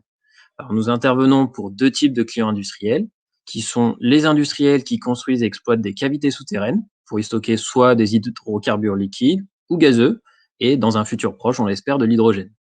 Et nous avons des saliniers ou des chimistes qui, eux, produisent plutôt du sel. Nous avons aussi deux autres domaines d'expertise que sont la géothermie profonde et l'oil and gas. Alors, la société Flodim a été créée il y a maintenant 25 ans. Nous sommes une équipe composée de 35 collaborateurs aux profils variés, répartis entre nos deux principaux services, que sont le service opérationnel, qui s'occupe de la partie dimensionnement de qualité, et le service R&D, qui est en charge de la conception et la fabrication de nouveaux outils. Donc, nous avons une double compétence qui nous donne un vrai avantage sur le marché, qui nous permet d'être plus réactifs, plus flexibles, et de répondre aux besoins de nos clients, qui, eux, évoluent sans cesse. Alors, je vais maintenant vous parler de notre projet iWise que nous avons soumis au concours Innov le mois dernier et pour lequel le Pôle Avénia nous a apporté son soutien. Donc, dans le cadre de ce projet, nous proposons un nouveau concept d'intervention unique au monde basé sur notre brevet de coupe électrochimique et cela dans le but d'offrir au marché de l'hydrogène une nouvelle solution qui est plus économique, plus respectueuse de l'environnement et créatrice d'emplois. Donc, la solution Flodim intègre 3 outils que sont le Corrosion Evaluation Tool, qui va permettre d'étudier l'état et les caractéristiques des tubages en profondeur. L'XL Cutter, qui est un instrument de coupe de tubage par méthode électrochimique, qui permettra de couper des très gros tubages. Et l'XS Cutter, son petit frère, qui sera dédié plutôt à la coupe de petits tubages. Donc, la combinaison de ces outils va permettre de proposer une nouvelle solution pour repositionner des tubages en cavité, qui se trouvent généralement à des centaines, voire des milliers de mètres sous terre. Alors, prenons le cas initial présenté devant vous. Le but est de repositionner les tubes internes en bleu, et externes en vert, 30 mètres plus haut par exemple. Donc, dans la méthode conventionnelle, il faut faire appel à un appareil de workover lourd qui va d'abord remonter entièrement le tubage interne pour pouvoir démonter la tête de puits qui va permettre de repositionner le tubage externe. Il va falloir ensuite remonter la tête de puits et redescendre entièrement le tubage interne à la bonne position pour arriver au résultat final que voici. Dans notre méthode, nous ne faisons pas appel à un appareil de workover lourd et nous allons directement descendre nos outils pour d'abord découper le tubage interne, puis qui va nous permettre d'accéder au tubage externe que nous allons couper aussi. Et enfin, une petite grue redescendra rapidement le tubage interne à la bonne position et arriver donc au même résultat.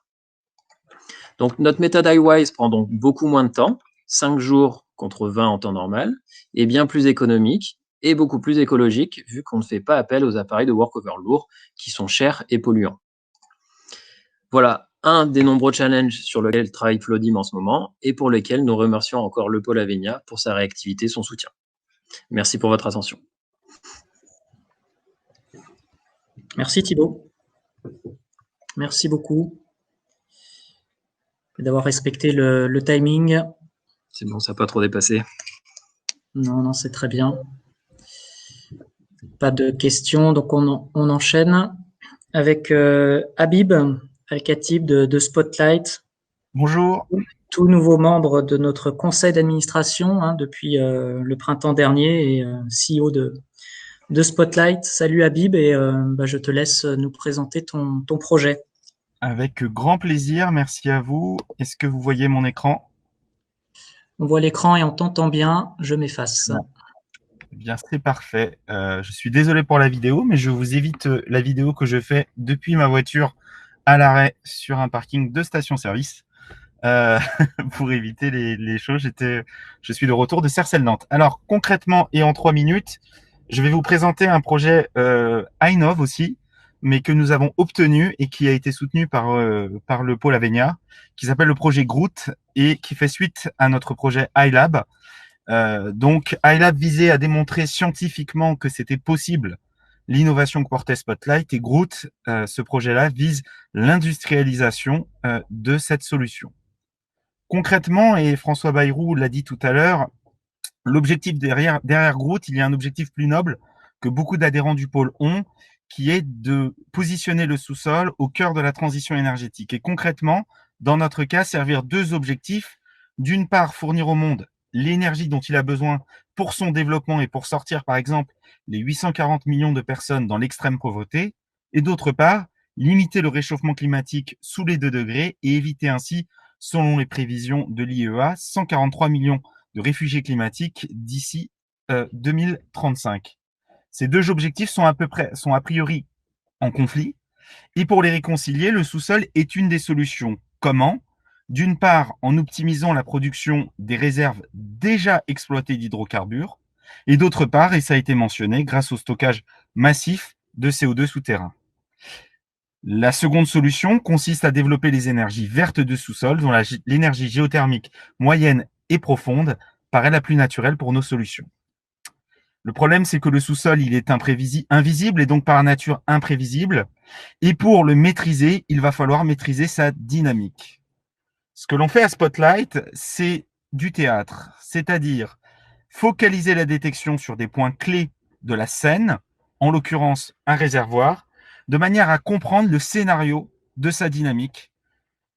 Et pour focaliser cette détection, nous utilisons un unique couple source et récepteur sismique dans l'espace, mais répété dans le temps.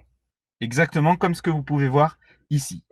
Et c'est en répétant ce signal encore et encore et encore que nous arrivons à une détection fiable. Comment est-ce qu'on fait ça concrètement ? Grâce à de la donnée. Nous venons exploiter des données 2D ou 3D sismiques existantes de manière à trouver le meilleur positionnement sur Terre ou sur mer pour positionner cette unique source et notre récepteur sismique, notre antenne de récepteur sismique. Une fois ces équipements positionnés, qui sont des équipements standards et qui sont positionnés par des partenaires de Spotlight spécialisés dans l'acquisition, eh bien nous venons extraire de la répétition de l'information dans le temps, l'information fiable de changement que nous donnons à nos clients. Cette solution marche, elle a été démontrée et elle sera présentée la semaine prochaine, le 9, donc mercredi à 14h à l'EAGE par mon associé Elodie Morgan. Et le projet donc vise à industrialiser à la fois le survey design et la surveillance. Je vous remercie beaucoup.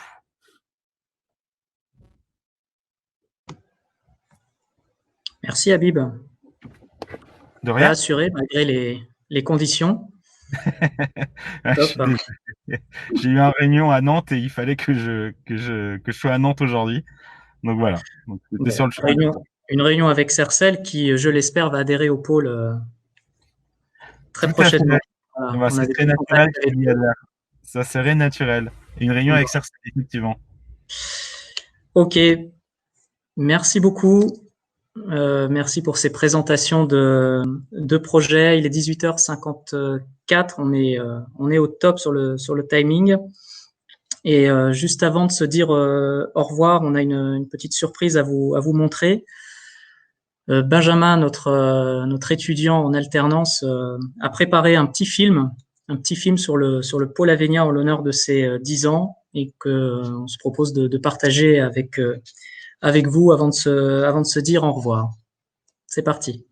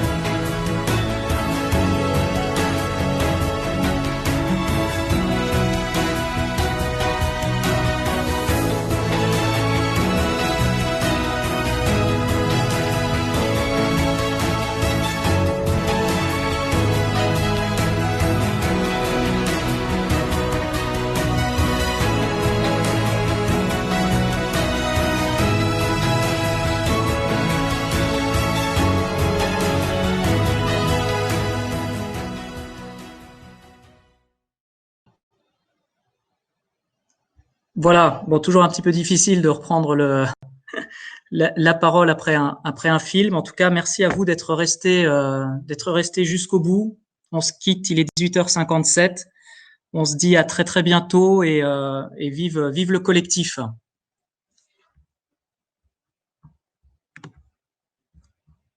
Merci pour vos commentaires. Jean-Loup, bonne soirée à toi aussi.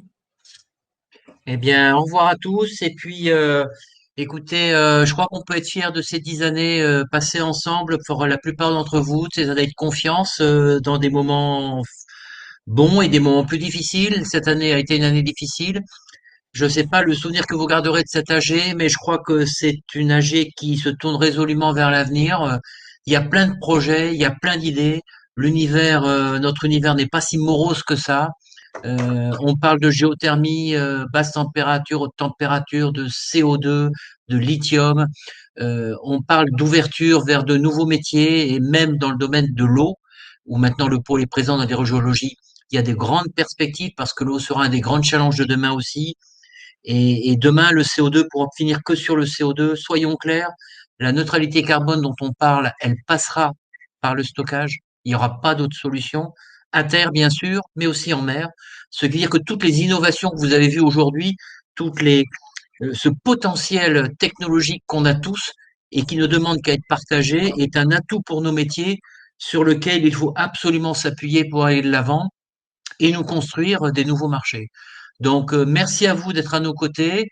On est à votre service et n'hésitez pas à nous solliciter lorsque vous le souhaitez. Merci à vous, très bonne fête de fin d'année à tous et bien sûr à très bientôt. Et un grand merci à l'équipe. À très vite. Au revoir à tous.